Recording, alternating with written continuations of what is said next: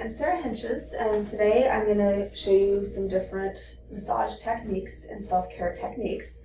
You'll notice that I've got some different props here with me, and you certainly don't need to have anything fancy, but if you do have 2 tennis balls, you can steal them from your dog, for instance, or any other kind of ball that works for you. If you have a foam roller, that's great as well. If not, I do highly recommend it. I got this one on Amazon. I don't remember how much it was, but it was pretty reasonably priced. And unlike some other foam rollers, this is actually a pretty soft one, so this is feel great.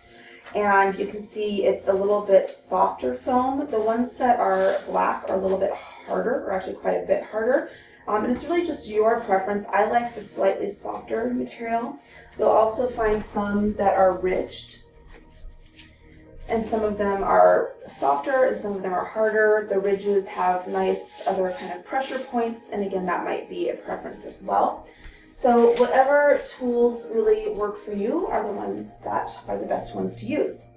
Whenever we do any of these techniques, it's really important to listen to your body and to see how the techniques feel. We want it to feel good, and we want maybe just a gentle tension, but we don't want any pain. If something's painful, you really want to back off of it, or you want to choose a different option and do something a little bit differently.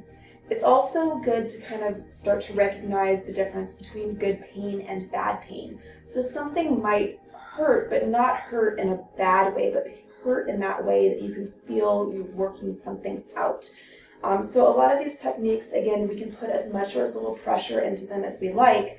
And again, if it's something that's hurting in a bad way, we don't want to do it. Just choose something different, or take that pressure off a little bit and make it a little bit easier. So the first thing that we're going to do is a technique that I got from Bo Forbes, and she calls it football, and it's a myofascial release. And we do it with a tennis ball. So we're just going to grab that tennis ball. And when we do this, we can bring a hand to a wall for support or grounding, or we can find a little bit of balance. You can have your full arm on the wall and hand on a chair. Again, those are just things to help you, just tools to help you. So we're going to spread the feet on our supporting leg, and there's a lot of different ways that we can do football. So we'll start by just bringing the ball underneath the foot, and again, as much or as little pressure as you like there.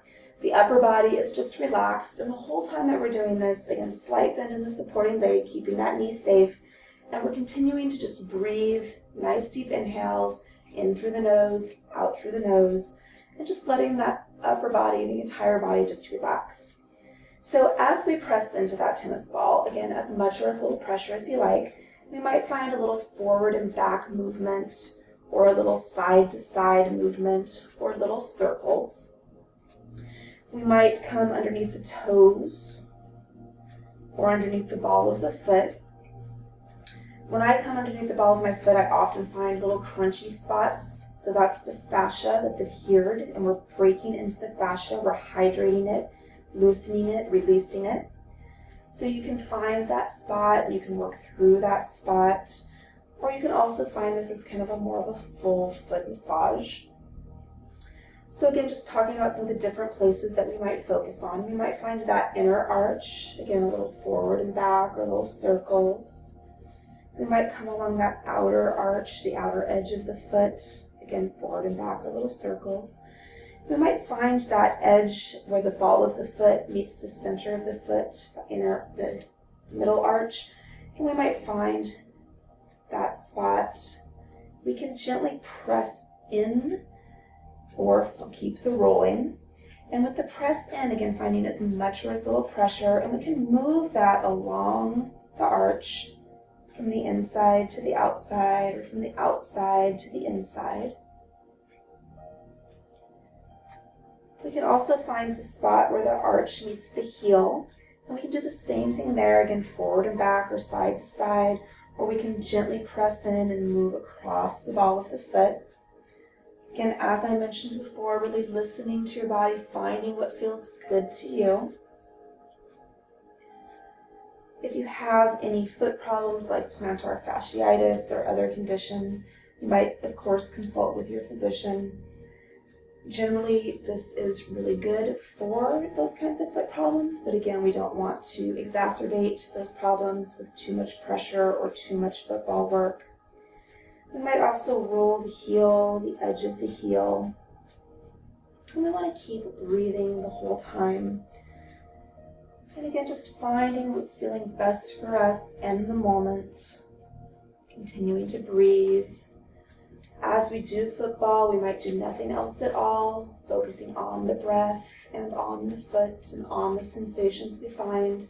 Or we might add some fingers, some hands, some wrist circles. Again, always finding what's feeling best to you in the moment. If we find our focus down on that foot, we might just change the gaze, turning the head a little side to side. Little figure eights, or look up to the sky to call it the daydreamer.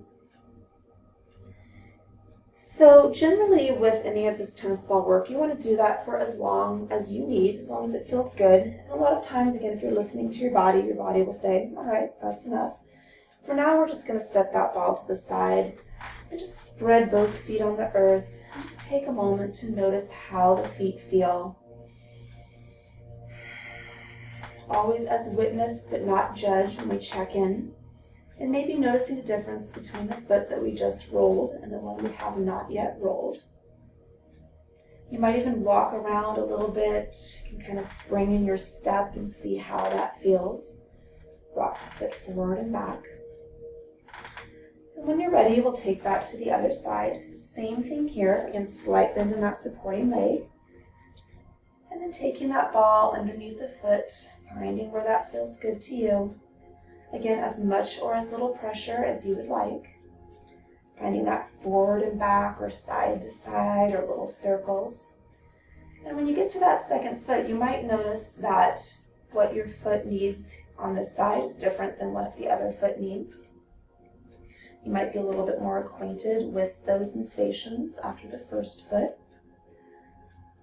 And again, finding where that feels good to you, as much or as little pressure as you like. I'll say that when I first learned this football technique, I absolutely fell in love with it, and I try to do it every day. Not every day, but as much as I can. I do incorporate it into all of my yoga classes now as well. And I find that the same thing goes for the participants in my yoga classes, is that they tend to really love football, ask for football, and it gets to be something that if we don't do football, they really miss it. And as we've been missing yoga classes generally, I notice people say one of the things they really miss is football. It is also kind of one of those love it or hate it things. So if you're doing this, sometimes the first few times you do it, you might not get it. And then maybe all of a sudden it just clicks for you and you realize, oh, that's what football is all about. That's why all the kids are talking about it. But really, again, it's always finding the techniques that are best for you. So again, as much or as little pressure, we can press in, we can curl the toes over the ball. We can press one toe at a time into the ball. We can find a spot that needs a little bit of extra attention and care. We can find the ball of the foot, inner outer arch, heel, where the arch meets the heel, or where the arch meets the ball of the foot. Again, that nice technique of those little presses across the foot. So while this is a really nice self-massage technique and that myofascial release work as well, it's also a good technique for learning to listen to your body, learning to notice boundaries and keep safe and comfortable boundaries for yourself, whether those are physical or mental. Again, as we find that football work, we might wiggle the fingers or circle the wrists. We might find little hand mudras, little yoga poses with the hands, nice stretches. You can make up your own, anything you like. Again, just letting the upper body be relaxed. And never forgetting that breath, which continues to expand and open Maybe bringing that breath from the lungs down into the rib cage, down into the belly, letting that breath expand and open into the lower body. And again, if we find ourselves looking down, we might just change the gaze or turn the head. Relax the shoulders if they start to creep up toward the ears. And again, just breathing and relaxing here.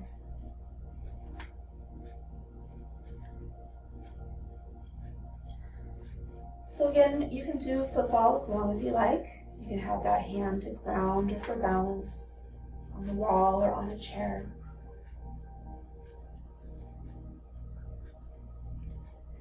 And then whenever you're ready, we'll just set that ball to the side. Again, maybe finding mountain pose again. Let those knees be slightly bent. And then just loosen up the shoulders, bend the knees a few times. Take a couple deep breaths and just find that mountain pose, strong and stable. Maybe noticing how the feet feel more connected to the earth after that football practice.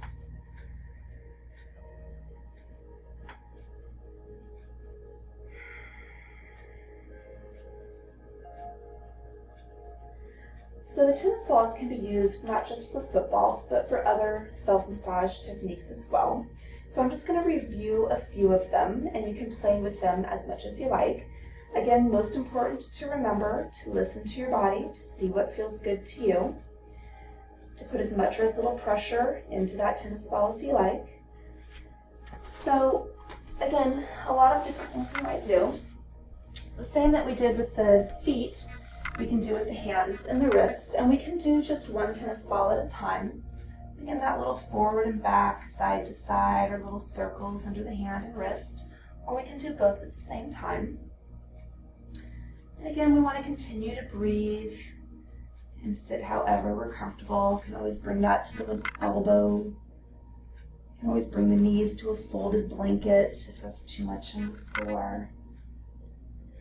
So in addition to the wrists, the hands, we can roll into the forearms. Another thing to remember here is that we want to be between the bones. So we don't want to be rolling right on our bones, but again, right along inside or outside. And we can roll the top of the arm. I really like this one, kind of gets into that nice little tense spot there on the forearm. So again, anything with these that feels good to you. Always breathing through that work.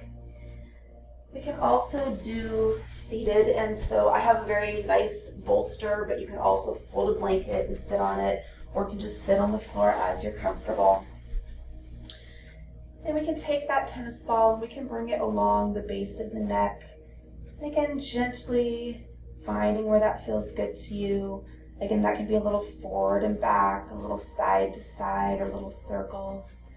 And we can find right in the front, collarbones, finding any of those little spots of tension. And we want to do just one side at a time with the tennis balls. And again, we want to breathe nice, deep inhales and exhales. You can bring that into the side of the neck or into the upper trapezoid, the lower base of the neck. Again, we can do both sides. And I'm working through these techniques rather quickly just to show them to you. It's something that once you start to do this practice, I've done this in workshops where we'll get down on the floor and we'll just start exploring this tennis ball work, or I do it on my own at home. And you spend an hour and a half, no problem, just breathing with nice relaxing music that you enjoy.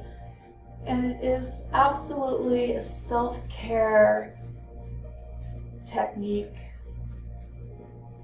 So again, we can roll into the neck there, anywhere that feels good. You can also roll into the front of the shoulder, into the pec, into the spot on the chest here, which is a good spot. And again, just kind of rolling that and breathing. Again, whenever we do one side, we always want to do the other side, and preferably taking a small break and a couple breaths between each side. So again, can work into the front of the shoulders like so. Can also work this into the side of the leg, and again, in between the bones. A lot of times I hold a lot of tension along the shin bone here. So again, can kind of come into that and roll on the side. Maybe easier off of the bolster. Usually I sit on the floor when I do this. So again, just another nice spot that we can do there. And again, always doing both sides. If you do that different technique, you can also roll, but it's a little bit easier to use gravity and your body weight to get a little bit deeper into that roll. So again, those are a few other techniques that we can do with the tennis balls. Another really nice thing that you can do, and you can do this, of course, not really traveling right now, but if you were traveling on a plane or in a car, you can use these and you can sit on them. So not really on the bolster, but you can bring those right underneath the glutes, and you can just sit on the tennis balls. You can kind of wiggle that and work into that side outer hip and glute. My favorite thing to do with the tennis balls is the work on the upper back. So this can be done against a wall, and it's a little slippery sometimes on the wall and a little bit difficult to coordinate two tennis balls as you learn to do this. So you can always do one at a time. So if you find a lot of tension in the upper back, the trapezoids into the shoulder blades, this is really a great technique. So I like to do it on the floor because, again, I can put more of my body weight into that work and I can work deeper into it. The wall lets you get used to it and lets you also see how that pressure feels for you. And if the pressure on your back on the floor is too much, you can always switch to the wall, and again, you can use one or both tennis balls. So a couple different spots that we might target. So as we bring the tennis balls to our back, we might place the tennis balls right there in those two little triangles, the trapezoids, at the base of the neck and the top of the back. And when we do that, one thing that we can do with them is just to lay back, place that tennis ball underneath the trapezoid, place that other tennis ball. And again, this might be way too intense, and if so, you can just remove those tennis balls. Or again, just laying there, putting some pressure, and just breathing through that pressure. You can also bring the feet together, open the knees, bottoms of the feet together into reclining butterfly or reclining bound angle, and just put that pressure there. As we breathe here, just relaxing, you can kind of wiggle the shoulders if that is not too much pressure, too much intensity for you. Another thing we might do is to lift the arm off of the floor and move it around. Again, all of those techniques are going to add some intensity, so you want to choose what feels best for you. Again, I'm showing these techniques quickly. You want to just relax and take some time with them. Another really nice one to release any tension is to keep one under the trapezoid where we had it, and then place the other one underneath the back of the arm, right at the bottom of the armpit where the arm meets the side, and then just open that arm. And usually with these techniques, you'll go, I'm not sure. You'll move the ball a little bit, and then you'll be like, aha, yes, that is the spot. And again, that can just open and just let gravity and your body weight do the work for you. Continue to breathe in through the nose, out through the nose. You can add a slight wiggle to that, or it can lift and move that arm around. So again, that's a really nice one, a spot that's really hard to get otherwise. And again, always want to do that on both sides. My other favorite thing to do here is to bring the tennis balls back underneath, but then to move them down into the upper back, into the shoulder blade area. Again, we're avoiding the actual bones, so we're looking for those spaces in between. Again, this is a really good one to do against the wall to start to test that pressure. Otherwise, just kind of lifting the hips and sliding the balls down the back. Again, two tennis balls might be a little bit to manage, but just starting to move around with that. Immediately when I start to do this, I hear that crack and pop sound which again, if it feels good, then keep doing it. If it doesn't feel good, you want to stop. And that's, again, that fascia breaking up. Our fascia tends to adhere, especially when we have repetitive motions or a lack of motion, can get really tight. And just moving through that really starts to help to break it up. And again, we can move up and down as we like, lifting the hips to increase pressure or to roll to a lower spot. And again, always want to find what feels good to you. Continue to breathe. And again, can move that. Just taking time to explore and see what feels best to you. Whenever you're ready, just gently coming up, releasing the tennis balls. When we sat on the tennis balls before, you can also do something similar here, bringing the tennis balls underneath that outer glute and hip. And again, just positioning them as you like, and then opening the knees, bottoms of the feet together. And again, just breathing there, always finding what feels best to you. While we're here, another nice technique that you can do just on the mat with a folded up blanket, or you can do this legs up the wall, so you can come to a wall and place that blanket against the wall. Or if we're here, we're just lifting the hips, we're sliding that blanket underneath the hips. And this might just be a nice position to stay here, hands on the belly, breathing, or palms face up, breathing. Notice we're always breathing. Or the legs up the wall, or just that simple inversion. The blanket's nice because it lifts the hips a little bit, so it should be a nice comfortable position. And again, we can just breathe here. If we're bringing that blanket to the wall, we bring the blanket to the wall, and then just bring one foot at a time to the wall, scoot closer, and then extend the legs up the wall. On the wall or here can also open into a straddle if that's comfortable. Hands can support outside the thighs, or you can put a little pressure on the inner thighs. You can point and flex. And again, you can just breathe here. This simple inversion is something that a lot of people think if you do this once a day, you can really increase your energy throughout the day. And again, just nice and easy, bringing the feet back down to the earth, lifting the hips, sliding that out. And again, then just pausing to see how you feel. Again, continuing to breathe throughout all of these movements. Another nice thing that you can do with the blanket, which could be just like this, and fold it underneath us. And then having that underneath the upper back instead of the lower back, and then just opening the arms and relaxing here. So this is a version of fish pose. It lifts the chest a little bit. With the blanket like this, again, it's just a little bit of elevation. We can also do a slightly different technique with the blanket. And so instead, we're going to make it into a kind of tube, like so. And this is rather short and bigger. So depending upon your blanket and the way that you're rolling it, you can roll it in different ways to make this whatever shape and size you would like it to be. And then we bring that perfectly rolled roll to the mat. And then we take that and bring the edge of it to the tailbone. And then just nice and easy, lay back the spine along the blanket. Here you can see it's supporting the head. And then again, just opening the arms out here. Letting the feet relax if that's better, or keeping the legs straight and toes pointed.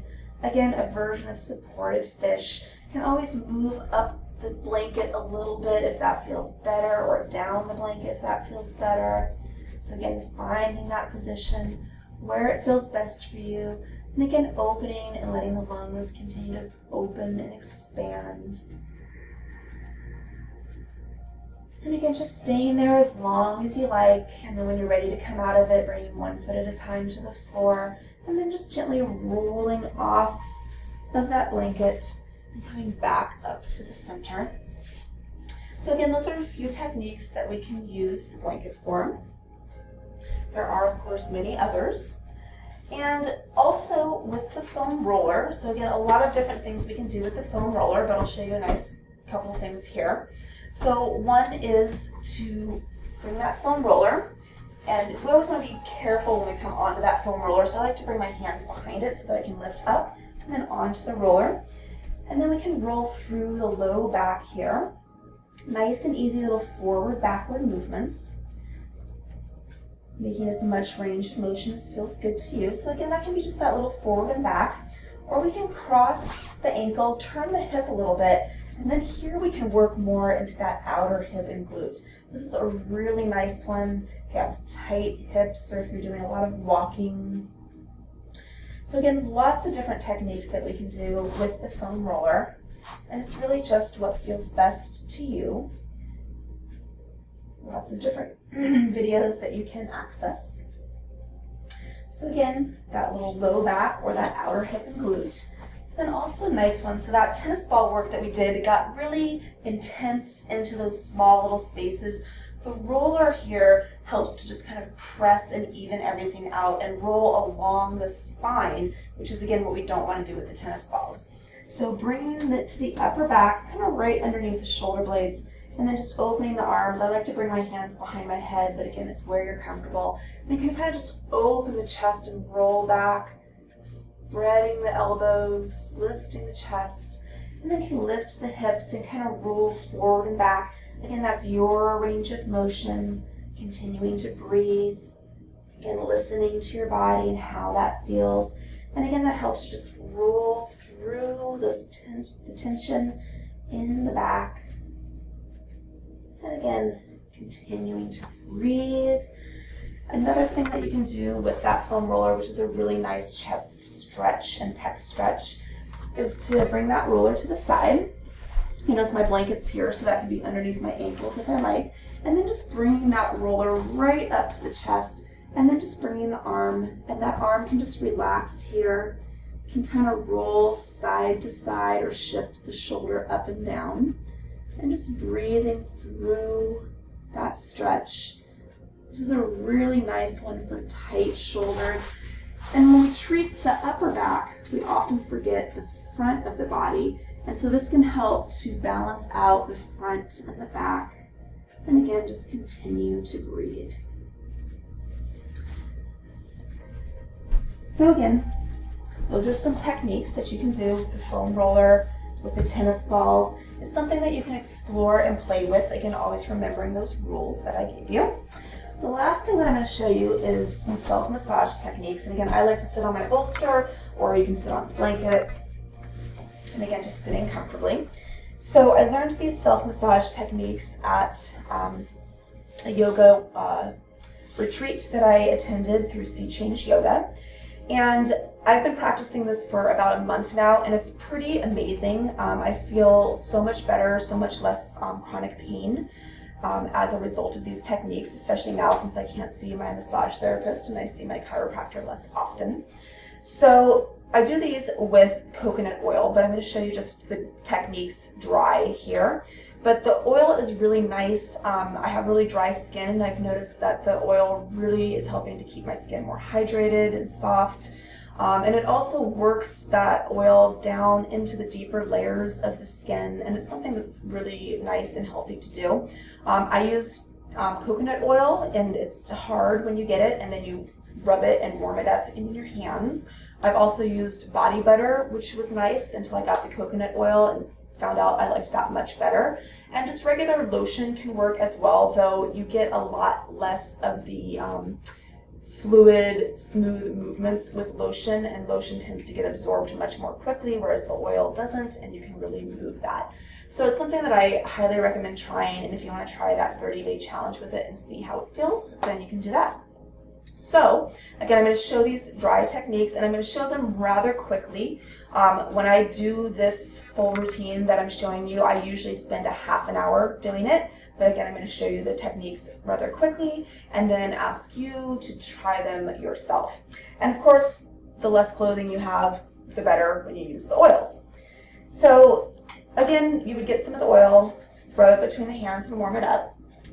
And the first thing that you do is to work that into the scalp. And so it's just little kind of circular motions, bringing the fingertips up to the scalp, to the hairline, to the part in your hair, and just forward and back, side to side, little circles, and just moving that out from the center, out and down, out and down, out and down.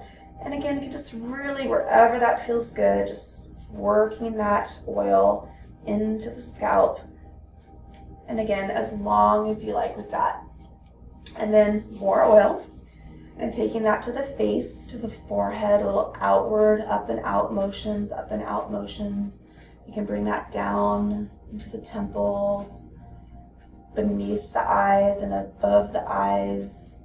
Want to get that full face down into where the jawbones meet, up underneath the nose, upper lip, to the lips as well, underneath, and just working that massage in. You can have little kind of like claws working, especially this area right underneath the eyes, right above the eyes.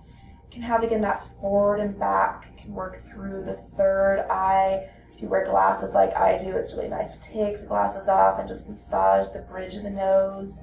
You can make little circles around the eyes, both directions. You can do little figure eights around both directions. So again, just playing with that, seeing how it feels to you. Really good to get into the front of the ears and then up behind the ears. And then as you start to work that down, maybe more oil, front of the neck, working down the back of the neck. I have a lot of, again, tension in the base of the skull and the neck, so I like to come back up into the skull or into the scalp and work down along this back ridge from the occipital lobes here up to that kind of bump on the back of the head and down behind the ears and down into the neck, into the sides of the neck. Can tilt the head and work into the neck and up into that trapezoid. And again, just working that oil, front of the neck, back of the neck, bringing that down. As we work down lower into the body, you can come into the shoulders and you can breathe, continue to breathe all throughout this. You can tap down the arm as you breathe. You can do that 3 times on the front of the arm, the back of the arm, and then we'll slide through. Again, always doing that on both sides. Again, continuing to breathe. I always have to remind myself to come back to those nice deep inhales and exhales, in through the nose, out through the nose. And then once you get that oil, get a good amount of oil, and then just start to work that into circles on the shoulder. Again, as long as you like on the shoulder, down into the elbow, can circle the joints, down into the forearm, into the hand and the wrist. I like to really work into the forearms, down into the wrist. You can come out each finger as you work down. And again, you can spend as much time as you like there. That circular motion, continuing to breathe. I usually have to reapply oil multiple times. Again, into the forearm. If you spend a lot of time writing or on computers, it's a really nice massage. Since I've been doing this, I've had a lot less pain in my forearms, hands, and wrists from all of the typing that I do. Again, into the hand, you can massage down the lines, down each of the fingers. Again, spending as much time as you like there. And can always kind of come back to the scalp and the face and work down. And then you can massage the chest, circles around the chest, the breast area. I like to do that and then move down onto my legs and then stand up to do the belly and hips, in part because once you start getting all oiled up, getting up and down can be a little bit trickier. And I do prefer the stomach standing rather than seated, where I learned it. So let's just come to the legs and we'll come back to the belly as the last thing. So the legs, we can do that same kind of tap down and up the legs. Again, breathing as we do that, letting that energy flow, circulation increase, and then just press, sweeping right down the legs. And again, lots of oil. I like to kind of work the outer legs, the IT band coming down with those circles.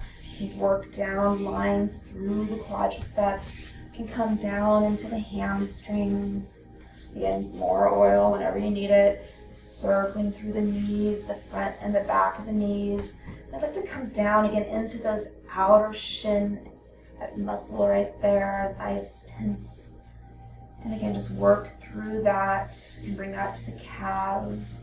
You can bring that down into the ankles, down into the feet. So we don't often actually think about giving ourselves a foot massage, but it's a really nice self-care practice. Again, more oil, you can massage the feet, spend a lot of time on the heel, the arches, down through each of the toes. Again, doing both of those feet. I like to keep my socks with me so that I can go put my socks back on after I finish that massage. And then taking your time to come up. Again, get nice and slippery when you've got that oil. And then, again, more oil. And then doing the belly and taking that right to left in circles and just massaging that path of digestion, massaging nice little circles there. More oil. I like to bring that to the low back and kind of come into the low back, down to the sacrum, out to the hips, and then around and circle through the hips. So this is something that you can do daily, and again, if you like that challenge for a month, try it out every day. Again, it's something that can be done on its own, after stretching, after exercising. If you don't like to be oiled up too much all day, then you can do that before you shower. I actually like to do it sometime during the day and then let that oil sink in and then take a shower later in the day. But again, all of these techniques are what is best for you, what works best for you, what helps to give you a little bit of attention, self-care, and self-love. So always continuing to breathe in through the nose, out through the nose. If you add in some positive self-thinking and some self-love, especially during that massage, that can be really great as well. Use music that you enjoy and that helps you relax. And again, these are all things to play with, all things to, again, consult with your doctor beforehand if you need to do that.